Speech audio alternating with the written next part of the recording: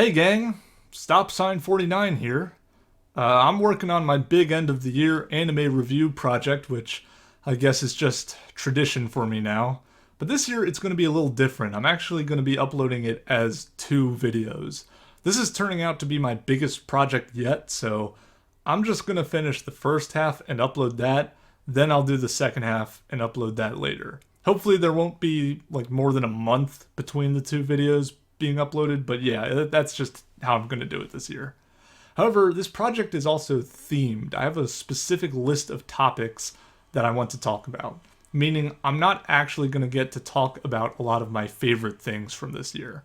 So that's what this video is for. I'm just going to quickly knock out some of the best anime and manga that I watched and read in 2022. There will be more favorites in the big project, but these are the ones that don't really fit the theme. I'm going to start with manga, I think. So this past year, I got really into the works of Osamu Tezuka. I read a ton of his stuff this year, and I loved a lot of it. My absolute favorite by him is Blackjack, and I think this is a really good one to start on if you're looking to get into his stuff. It's a great blend of his comedy and his drama. Other Tezuka works I really liked were Apollo's Song, Phoenix, Ode to Kirihito, Princess Knight, and Unico. Still got plenty more stuff by him to check out, but those are my top recommendations so far. I also read Pluto, which is the adaptation of an Astro Boy arc written by Naoki Urasawa. This was my first Urasawa series, and I thought it was a nice segue from Tezuka's stuff to his works. It was really good. I'm not crazy about the ending, personally, but it's still a very solid series. But the real Urasawa hit I read this year was 20th Century Boys. This is just one of the best things I think I've ever read in my life. I cannot recommend it enough. Just make sure you go into it blind. And also, you do need to read 21st Century Boys. I don't know why it's always listed as a separate thing. It is literally the ending of the story. It's not a bonus thing.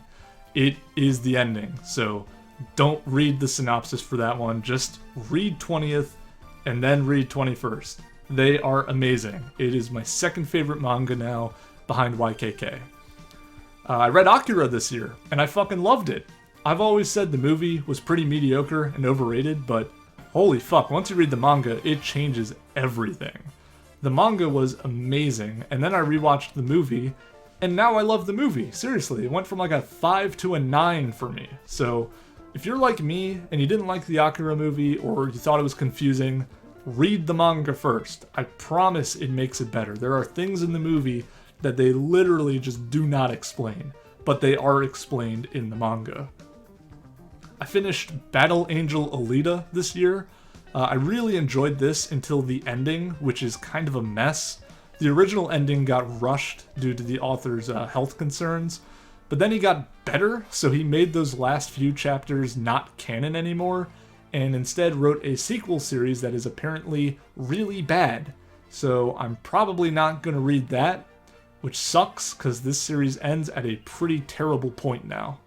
But the rest of this is fantastic. It's one of the most visceral and exciting action series I've ever read, and Alita herself is just an amazing protagonist.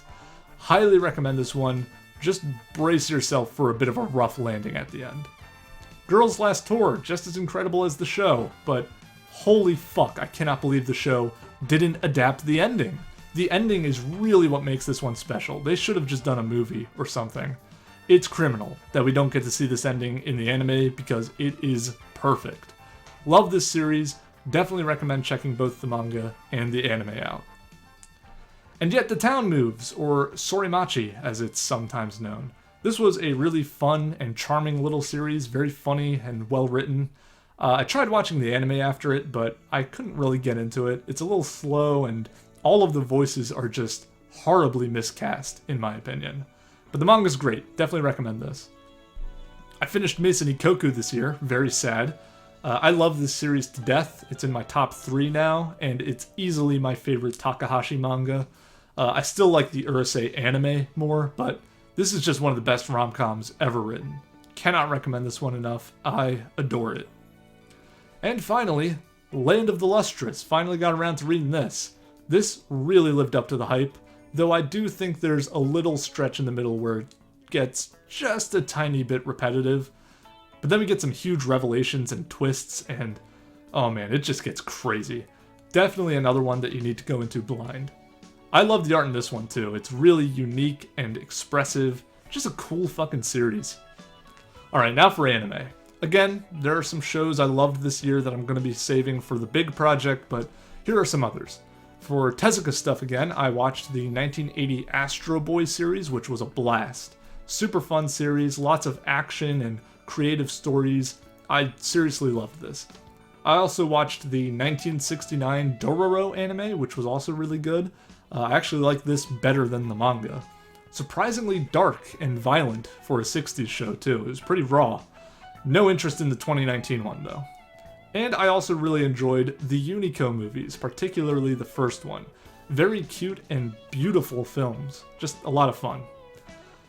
I watched Galaxy Angel, just the first season so far, but this was super fun. It's a really silly show, but it's got a super strong cast and some very charming art. And it's pretty hilarious. Also, one of the best openings of all time. Really looking forward to watching more of this one in the future. Ghost in the Shell, standalone complex. Yeah, I actually enjoyed a piece of Ghost in the Shell media this year. Very cool show. It has some really interesting stories, fantastic character writing, and some great action. Second season in particular is very strong. I don't think this franchise is going to get much better than this for me. Gunslinger Girl, really cool show. Pretty heavy, but very interesting. This is definitely one where I would like to read the manga, just because I really want to know more about this world and these characters, and see what else happens. Humanity Has Declined. This is a fun and just weird show. Super out there, but really enjoyable. I did not care for the last 2 episodes, which really hold it back from being truly great for me, but the rest of it was a lot of fun. I really want to read the light novels for this, but they're not translated. Hopefully someday they are, because I definitely want more of this. Mushishi. This series definitely lives up to the hype. I loved it. Fascinating concept that leads to some extremely creative stories, and it manages to be both a super chill, calming show and a pretty goddamn depressing one at times. Highly recommend this one, it is super cool. Akage no Anne, or Anne of Green Gables. This was incredible. I know it sounds silly, but yeah, this was a seriously good show. Super chill Iyashike, some of the most gorgeous backgrounds I've ever seen in a show. I don't know, this show is just total comfort food. I loved it. If you're a big Ghibli fan, you should definitely check it out. Both Takahata and Miyazaki worked extensively on it. In fact, Takahata directed it. Yeah, great show. I also watched a lot more anime from this current year than I usually do. This fall season in particular was fucking stacked. As for the ones I really liked, I think Bocchi the Rock is my anime of the year. It was a super funny and creative show, and I had a lot of fun with it. I also really enjoyed Pop Team Epic Season 2, even more than Season 1, I would say. If you didn't like Season 1, this is not going to sell you on it. It's very much more of the same, but I don't know, I thought it was a little funnier. Just a good time. And the new Urusei Yatsura. I actually am really enjoying this so far. It's definitely very different from the original, and it does not touch the original for me. I did not expect it to. But it's a different flavor that I can get behind. It's had its missteps. I don't love that they're doing multiple stories per episode, especially when they really try to cram them in. Like the episode where they introduce Benten and Oyuki and tried to fit in a dumb joke story at the end. That was really bad.